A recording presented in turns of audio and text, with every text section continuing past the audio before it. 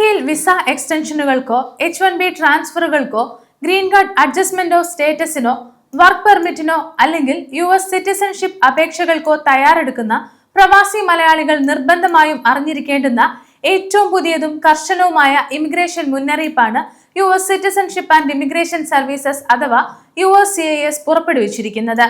Immigration അപേക്ഷകളിലെ ഒപ്പുകളുമായി അഥവാ സിഗ്നേച്ചറുകളുമായി ബന്ധപ്പെട്ട് USCIS നടപ്പിലാക്കിയ അടിയന്തര നയമാറ്റം മുൻകാലങ്ങളെ അപേക്ഷിച്ച് ആയിരക്കണക്കിന് അപേക്ഷകൾ ഒറ്റയടിക്ക് നിരസിക്കപ്പെടുന്നതിനും വലിയ സാമ്പത്തിക നഷ്ടങ്ങൾക്കും വഴി തുറക്കുമെന്നാണ് റിപ്പോർട്ടുകൾ വ്യക്തമാക്കുന്നത്.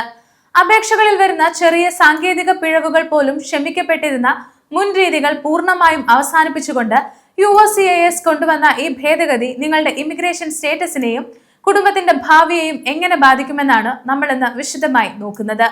USCIS പുറപ്പെടുവിച്ച ഏറ്റവും പുതിയ നയരേഖ പ്രകാരം ഇമിഗ്രേഷൻ ഫോമുകളിൽ സമർപ്പിക്കുന്ന ഒപ്പുകൾ അതിസൂക്ഷ്മമായ പരിശോധനയ്ക്ക് വിധേയമാക്കാനും വിജ്ഞാപനത്തിന് അനുസൃതമല്ലാത്ത അപേക്ഷകൾ കൂടുതൽ വിശദീകരണം ചോദിക്കാതെ നിഷ്കരണം നിരസിക്കാനും അല്ലെങ്കിൽ റിജക്ട് ചെയ്യാനും ഇമിഗ്രേഷൻ ഉദ്യോഗസ്ഥർക്ക് പൂർണ്ണ അധികാരം നൽകിയിരിക്കുകയാണ്. വിസ അപേക്ഷ സമർപ്പിക്കുന്ന വ്യക്തി നേരിട്ട് ഒപ്പിട്ടിരിക്കണം എന്ന നിബന്ധന അതിശക്തമായി നടപ്പിലാക്കുകയാണ് ഈ പുതിയ നിയമത്തിന്റെ പ്രധാന ലക്ഷ്യം.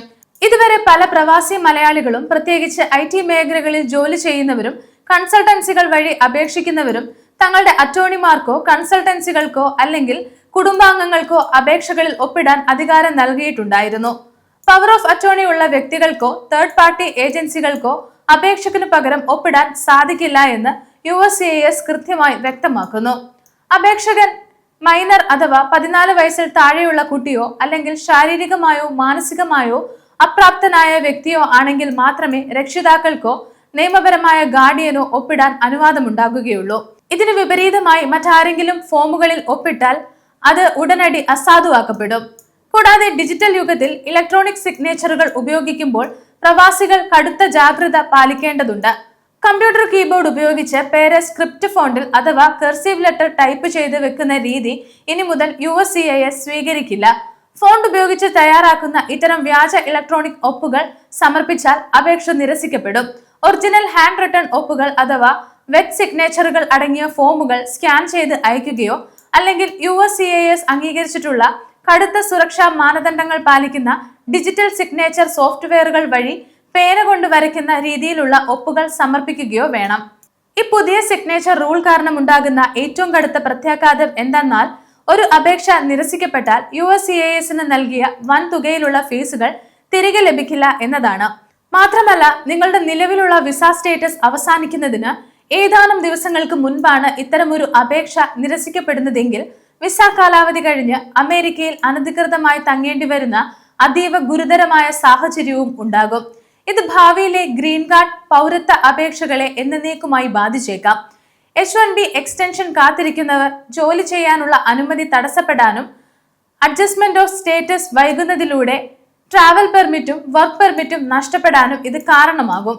അതുകൊണ്ട് അമേരിക്കൻ ഇമിഗ്രേഷൻ അപേക്ഷകൾ സമർപ്പിക്കുന്ന മലയാളി പ്രവാസികൾ ചില അടിയന്തര മുൻകരുതലുകൾ എടുക്കേണ്ടതുണ്ട്.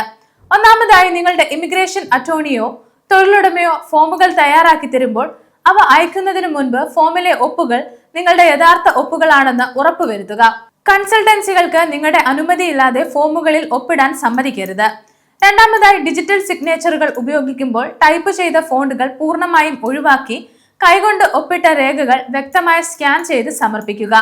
മൂന്നാമതായി വിസ കാലാവധി അവസാനിക്കുന്ന അവസാന നിമിഷം വരെ കാത്തു നിൽക്കാതെ 1-2 മാസങ്ങൾക്ക് മുൻപ് തന്നെ അപേക്ഷകൾ കൃത്യമായി സമർപ്പിക്കാൻ ശ്രദ്ധിക്കുക.